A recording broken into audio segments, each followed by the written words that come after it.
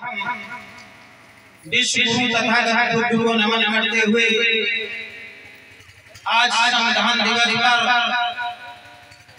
सबसे पहले समाज सुधारक समाज सेवी दीना भाना को नमन करते हुए, मानवर कांसी राम को नमन करते हुए, बाबा साहब अम्बेडकर को नमन करते हुए, छत्रपति साहू जी जो द्वारा फूले, नारायण रामास्वामी नायका नरई सिंह यादव, ईवी रामास्वामी, अंबिका देवी वासी, झलकारी भाई आदि जो बहुजन क्रांतिकारी समाज सुधारक हमारे महापुरुष रहे, सभी को नमन। और आज संविधान दिवस पर उपस्थित हमारे आज की जो अध्यक्षता कर रहे इस कार्यक्रम की अध्यक्ष जी और हमारे माननीय आयोजक और हमारे साथी जो सत्येंद्र गौतम जी और पाल साहब आए जो श्रमशील जिला से, और बबलू जी और बहुत सारे मंच पर बैठे हुए माताओं बहनों और आयोजक साथियों, जैसा कि आज हम लोग सब लोग जान पा रहे हैं कि संविधान दिवस है।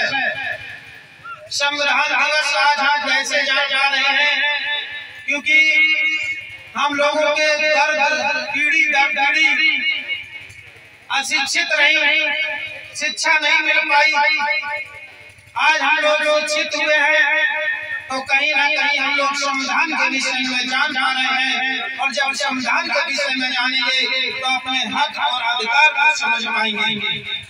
सबसे पहले आज अगर इस भारत में हम लोग बाबा साहब अम्बेडकर को जान पा रहे हैं, या छत्रपति साहू जी को जान पा रहे हैं, या ईवी रामास्वामी को जान पा रहे हैं, तो वो दीना भाना जो वाल्मीकि समाज के थे उनकी देन है। उनकी वजह से आज हम लोग ये संविधान को जान पा रहे हैं और संविधान को मना पा रहे हैं।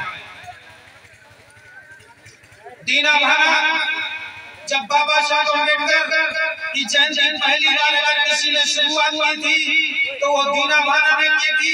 उस समय मानवर कांसी राम वहां पर तैनात वो भी सर्विस करते थे, वो एक अधिकारी बैंक में थे। और जब उन्होंने बताया कि मुझे छुट्टी चाहिए बाबा साहब अम्बेडकर की जयंती पर, तो दीना भाना लगातार अपनी बात पर अड़े थे, लेकिन पाखंडीवादी लोग जो ऊपर बैठे हुए उन्होंने उनको छुट्टी नहीं दी। और जब उन्होंने अपनी छुट्टी कर ली 14 अप्रैल को, तो यही पाखंडियों ने उनको निष्कासित करवा दिया था, नौकरी से बेदखल करवा दिया था। उसके बाद मानवर कांसी राम से मिलने गए कि ये तुमने अपनी नौकरी तक खो दी, इसके पीछे खो दी, कौन ऐसा व्यक्ति था जिसके लिए तुमने ऐसी नौकरी अपनी खो दी? तो उन्होंने बताया और कहा आपको ऐसे नहीं समझ में आएगा।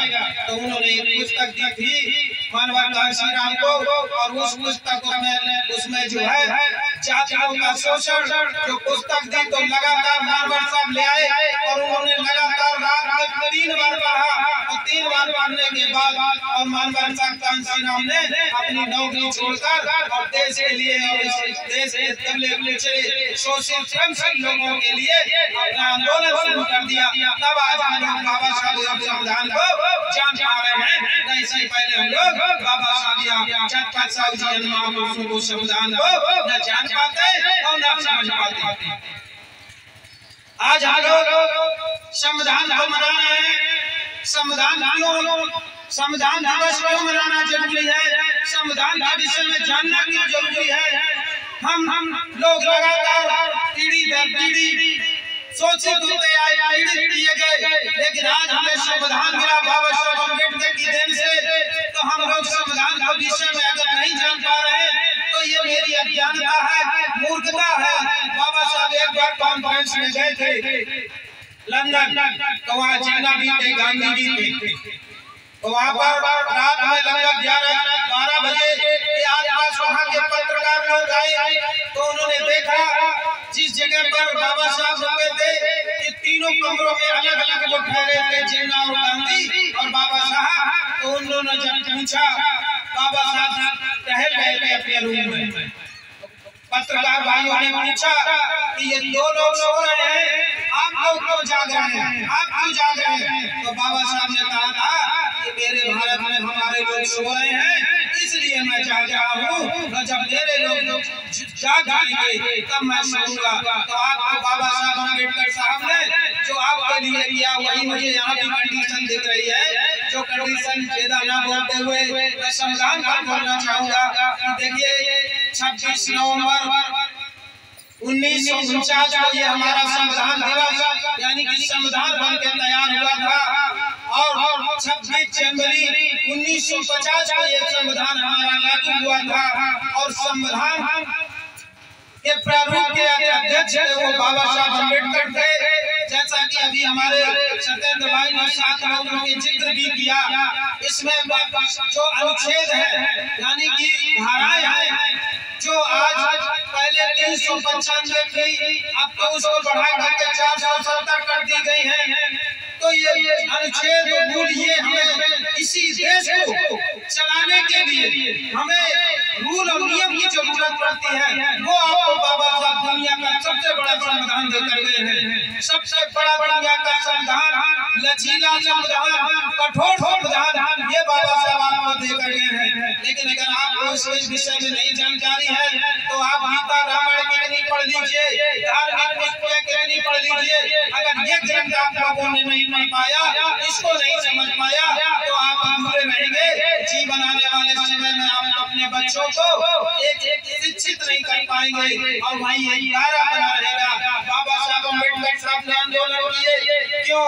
क्योंकि इसलिए आंदोलन किए थे कि आप लोग जानवर से, हम लोग जानवर से भी प्यार करते, पानी हमें कहाँ पीने को मिलता था, तालाब में भी नहीं हम लोग पानी पी सकते थे, एक कुत्ता पानी पी जाता था लेकिन हम लोगों को पानी पीने को नहीं मिलता था। तो ये बाबा साहब ने आंदोलन किया, उनकी वजह से आज हमें सम्मान मिल रहा है संविधान, और जो आपको संविधान दिया बाबा साहब ने, इसी में सब कुछ संशोधित संशोधित कर दिया जिससे कि आप लोग बराबरी का सम्मान मिल सके। सामाजिक उद्देश्य में जो हमारी संविधान की उद्देश्य है, प्रस्तावना है, उसमें सामाजिक, आर्थिक, राजनीतिक, धार्मिक समानता की बात की गई है।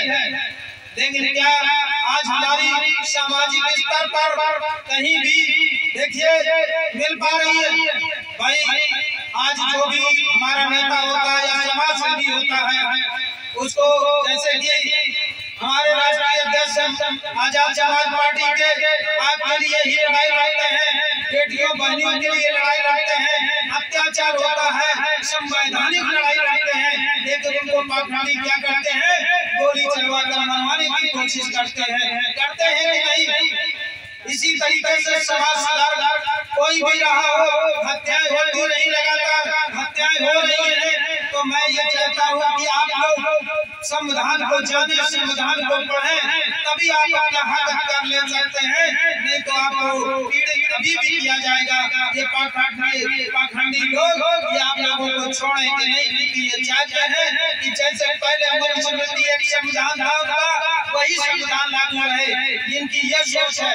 सामाजिक परिवर्तन, समाज की व्यवस्था, अगर आप बड़ी उच्च रख लोगे, घोड़ी पे चढ़ जाओगे, आज भी संविधान होने के बाद भी अगर आप घोड़ी पे चढ़ते हो, मटके में पानी पीते हो और आप पूछ बड़ी रखाते हो, तो इन पाखंडियों को आज भी बुरा लगता है। यानी कि जबकि संविधान में सामाजिक व्यवस्था सबको बराबर बाबा साहब अम्बेडकर ने दी, लेकिन आज हम लोगों को ये जानकारी न होने के कारण हम लोग इकट्ठित नहीं है, संगठित नहीं है, इस वजह से हम लोग आज पीछे हैं। तो नवयुवक साथियों, आप लोग बाबा साहब अम्बेडकर को पढ़िए, जो तो आप फूलों में पढ़िए, जो तो आप फूलों में कहा था, उन्होंने कहा था कि जब तक गुलामी एहसास नहीं करवाओगे तब तक वो अपनी बेड़ियां नहीं तोड़ेगा, और जब गुलामी एहसास करवा दोगे तो अपनी बेड़ियां खुद में खुद तोड़ देगा।